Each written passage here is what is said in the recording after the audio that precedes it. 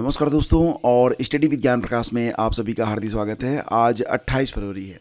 तो UP, TGT, PGT और assistant professor की परीक्षाएं अपने नियत समय पर ही हो रही हैं। हालांकि अभी तक जो परीक्षा केंद्र हैं वो टीजीटी, पीजीटी के लिए फाइनल नहीं हुए हैं, लेकिन परीक्षा अपने समय पर ही करवाई जाएगी। और अगर परीक्षा केंद्र कम पड़ेंगे तो परीक्षा की जो तिथियां हैं, जैसे कि अभी तक ये डिसाइड किया गया है कि जो टीजीटी की परीक्षा होगी यह 14 और 15 मई को करवाई जाएगी। तो डेट्स 14, 15, 16 भी कर सकते हैं। कारण ये है कि यहाँ पर अलग अलग विषयों की परीक्षा अलग अलग दिनों में होनी है और कोई भी कॉमन पोर्शन होता नहीं है। और पीजीटी में भी वही रहेगा 20-21। हालांकि पीजीटी में सीटों की संख्या जो है वो काफ़ी कम है और अभ्यर्थी भी काफ़ी कम है, तो यहाँ पर तो कोई दिक्कत आने वाली है नहीं। असिस्टेंट प्रोफेसर के लिए भी आपकी जो परीक्षा की तिथि है, बिल्कुल आप तय मान के चलिए कि आपकी परीक्षा जो है 16-17 अप्रैल में करवा ली जाएगी। तो आप ये मान के चलें कि आपकी जो परीक्षा है ये हर हालत में जो तिथियां निर्धारित की गई हैं उन्हीं तिथियों पर हो जाएगी, और इसमें आप बिल्कुल संदेह मत कीजिएगा, ठीक है। तो जितने भी लोग तैयारी कर रहे हैं टीजीटी, पीजीटी और असिस्टेंट प्रोफेसर की, सबसे पहले तो वो अपना जो टाइम कैलकुलेशन है उसको ध्यान में रखें। अगर आप असिस्टेंट प्रोफेसर की तैयारी कर रहे हैं तो आपके पास अब कुल मिला के केवल 1.5 महीने का समय आपके पास बचा हुआ है।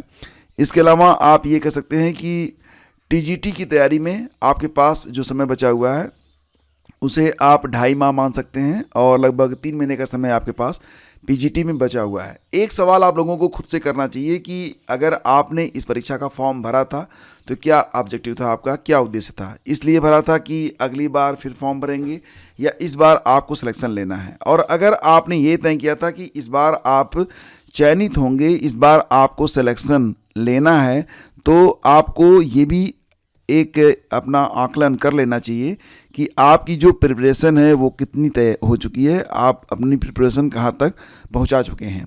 सबसे पहले तो ये है कि चाहे आप इन तीनों परीक्षाओं में से कोई भी परीक्षा दे रहे हो, असिस्टेंट प्रोफेसर की हो, टीजीटी की हो या फिर पीजीटी की हो, लास्ट कम से कम जो है 10 साल के जो क्वेश्चन पेपर हैं क्या आपने हल कर लिए हैं और याद कर लिए हैं?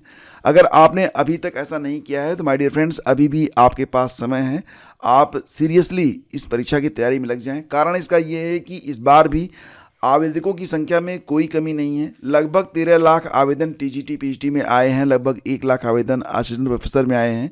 तो यहाँ पर प्रतियोगिता तो बड़ी घनी, बड़ी संघर्षपूर्ण होने वाली है, लेकिन सब कुछ डिपेंड करता है कि आप कितने तैयार हैं। अगर आपकी तैयारी है तो फिर तो कोई दिक्कत वाली बात ही नहीं है। फाइनली आप लोगों से यही कहना चाहूँगा कि अगर आपने असिस्टेंट प्रोफेसर, टीजीटी और पीजीटी का फॉर्म भरा हुआ है तो सीरियसली आप लोग तैयारी में लग जाएं। ये आपके लिए एक रिमाइंडर था। और रही बात ये कि जिन लोगों के मन में ये संदेह चल रहा है ना, जैसे कि न्यूज़पेपर में आया था और उसमें लिखा गया था कि परीक्षा केंद्रों की अभी तक तैयारी नहीं हो पाई, तो ये दिक्कतें आपकी नहीं हैं, ये दिक्कतें परीक्षा आयोग की हैं, शिक्षा आयोग की हैं। और दूसरी बात ये है कि मैंने बताया आपको कि परीक्षा आगे नहीं जाएगी। कारण उसका ये है कि अलग अलग विषयों की परीक्षा है, 2 दिन के बजाय 3 दिन में करवा लेंगे, तो कोई क्या दिक्कत इसमें आने वाली है? कोई दिक्कत आने वाली नहीं है। आपको अपनी तैयारी नियत समय पर पूरा कर लेना है, बस यही कहना चाहूँगा। फ्रेंड्स, इसी के साथ आपको बताना चाहेंगे कि जो लोग वीडियो और नायब तहसीलदार के बारे में पूछ रहे थे, तो उनको बता दें कि इस बार जो पीसीएस के लिए विज्ञापन जारी किया गया है उसमें वीडियो और नायब तहसीलदार दोनों के लिए पद जो हैं। और अगर आप देखेंगे तो इस बार हालांकि रिक्तियों की संख्या लगभग 200 ही है, लेकिन सीटें बढ़ेंगी, ये बात तो बिल्कुल तय है। हर बार ऐसा होता रहा है, मैंने कई बार आप लोगों को दिखाया भी है। रही बात ये कि कौन कौन से पद हैं, तो डिप्टी कलेक्टर, पुलिस उपाधीक्षक, ये तो पद हैं ही, लेकिन इस बार खंड शिक्षा अधिकारी और नायब तहसीलदार का भी पद होता है। हालांकि नायब तहसीलदार का जो ग्रेड पे होता है वो 4200 ही रहता है, लेकिन बहुत ही शानदार पद होता है। और एलिजिबिलिटी के बारे में आप लोगों ने पूछा था, तो मैंने आपको बताया भी था, पुनः बता रहा हूँ कि आपको इन पदों पर आवेदन करने के लिए, यानी कि अगर आप नायब तहसीलदार या फिर खंड विकास अधिकारी वीडियो बनना चाहते हैं, तो यहाँ पर आपको आवेदन करने के लिए कोई विशेष योग्यता आपसे नहीं मांगी जाती है। ना तो आपसे पीजी मांगा जाएगा, ना ही किसी विशेष विषय में आपसे स्नातक मांगा जाएगा। तो बड़े ही शानदार पद हैं। आवेदन की जो प्रक्रिया है ये स्टार्ट हो चुकी है। अभी आप अपना OTR करके अपना जो फॉर्म है उसको आप भर सकते हैं। और जो उम्र सीमा है वो, चाहे आप मतलब यूपी पीसीएस का कोई भी पद है, यहाँ पर जो उम्र सीमा है वो 21 से 40 साल है। जो रिजर्व कैटेगरी के अभ्यर्थी हैं, एससी हैं, एसटी हैं या फिर ओबीसी कैटेगरी के अभ्यर्थी हैं, उनके लिए यहाँ पर 5 साल की छूट है, यानी कि वो 21 साल से लेकर 45 साल के बीच में फॉर्म भर सकते हैं। तो मौका बार बार तो आता नहीं है, और जैसा कि मैंने आपको बताया भी था कि इसमें जो सिलेक्शन प्रोसेस है किस प्रकार से हो सकता है, किताबों के बारे में भी मैंने आपको जानकारी दी थी। देखो, ये दुनिया जो है ना, ये बिल्कुल एक बाज़ार की तरह है। यहाँ पर आपको कुछ भी मिल सकता है, बशर्ते कि आप उसकी कीमत चुकाने के लिए तैयार हो जाएं। तो पीसीएस जैसा पद है तो निश्चित रूप से आपसे डेडिकेशन भी मांगेगा, आपका समय भी मांगेगा। तो अगर आप उतना डेडिकेशन और अपना समय दे सकते हैं तो ये पद भी आपको मिल सकता है। तो 2 परीक्षाएं जो कि काफ़ी इंपॉर्टेंट हैं और इसके बारे में आप लोगों ने पूछा था, तो मुझे लगा कि सबसे पहले इसी के बारे में बात करते हैं। और फ्रेंड्स, यहाँ पर एक अच्छी खबर है कि न्यूनतम वेतन न पाने वाले कर्मियों को 16,000 का निश्चित मान दे दिया जाएगा। सीएम योगी ने महाकुंभ का औपचारिक समापन समारोह में ये बात कही है कि जिनका जो न्यूनतम वेतन है वो तय नहीं हुआ है तो उनको कम से कम 16,000 रुपये दिया जाएगा। तो मतलब ये है कि अब उत्तर प्रदेश में जितने भी लोग काम कर रहे हैं जिनका वेतन तय नहीं है, उनको 16,000 रुपये कम से कम मिलेंगे। ये बहुत ही अच्छी बात है और ये बहुत ही शानदार बात यहाँ पर कही गई है।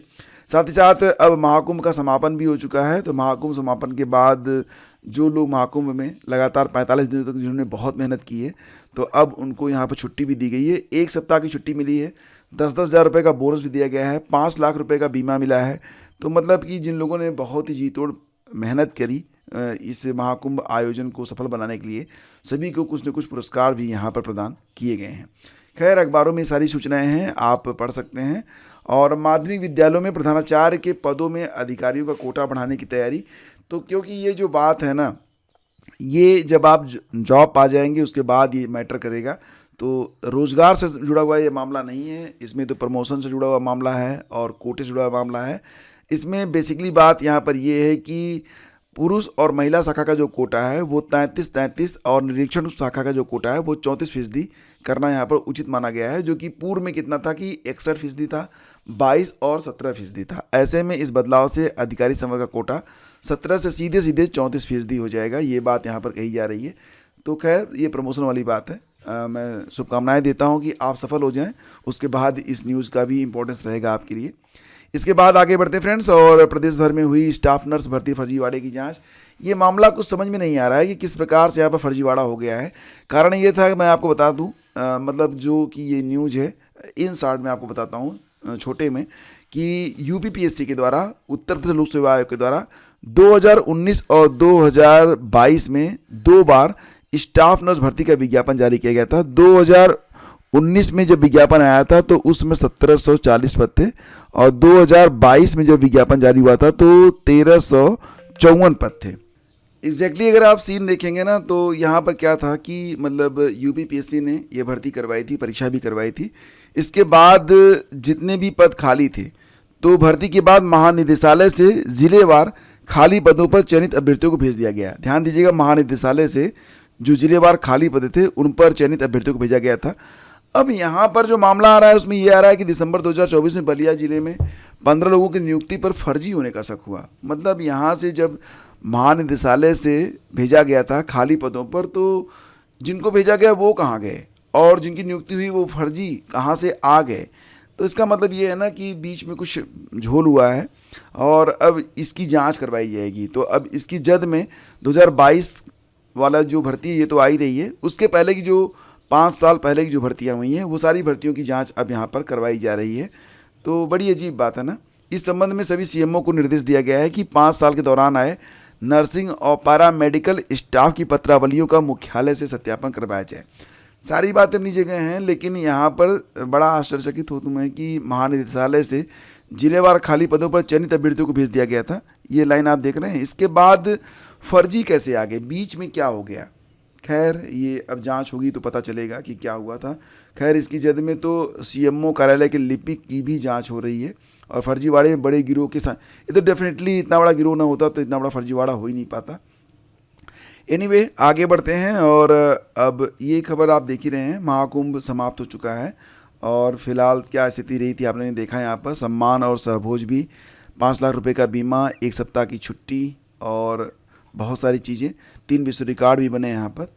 और इसी के साथ रीट की परीक्षा, जो कि अभी पहली पारी के बारे में यहाँ पर जानकारी मिल रही है। अभी जो परीक्षा तो चली रही है, पहली पारी में भी 90%, मतलब ये है ना कि पहली पारी में 90% अभ्यर्थी जो थे वो सम्मिलित हुए परीक्षा में। बहुत बड़ी बात है, बहुत बड़ा आंकड़ा है। यूपी में आपने देखा होगा कि फॉर्म भले ही भरे जाते हैं लेकिन 90% नहीं पहुंचता है, मामला 60-70% तक रहता है। और यूपी पीसीएस में देखें तो आधे भी लोग, फॉर्म तो बहुत भरे जाते हैं, 6 लाख के आसपास फॉर्म आएंगे तो 3 लाख के आसपास परीक्षा देंगे। आर में ही आप देख लेना, लगभग 11 लाख के आसपास फॉर्म आए हैं। और परीक्षा केंद्र बनाने के लिए फ़िलहाल तो आयोग की नींद उड़ी हुई है, अभी तक परीक्षा की तिथियाँ घोषित भी नहीं की गई हैं, लेकिन सेंटर तो बनाए जाएंगे 11 लाख के हिसाब से। लेकिन आगे चल के आप देखना कि परीक्षा केंद्र में हर कमरे में जहाँ पर 24 बच्चे सीटिंग प्लान में रहते हैं, वहाँ पर 10-12 रहते हैं। बहुत सारी चीज़ें होती हैं यहाँ पर।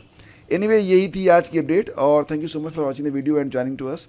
अगर आपने हमारा टेलीग्राम चैनल ज्वाइन नहीं किया फ्रेंड्स तो ज्वाइन कर लीजिएगा, इसका लिंक आपको पहले कमेंट में मिलेगा, 1 सेकंड लगेगा ज्वाइन करने में, आप प्लीज़ ज्वाइन कर लेना। आपको बहुत सारी इंपॉर्टेंट इन्फॉर्मेशन, PDF और जानकारी आपको मिलती रहेगी। Thank you, have a great day, जय हिंद।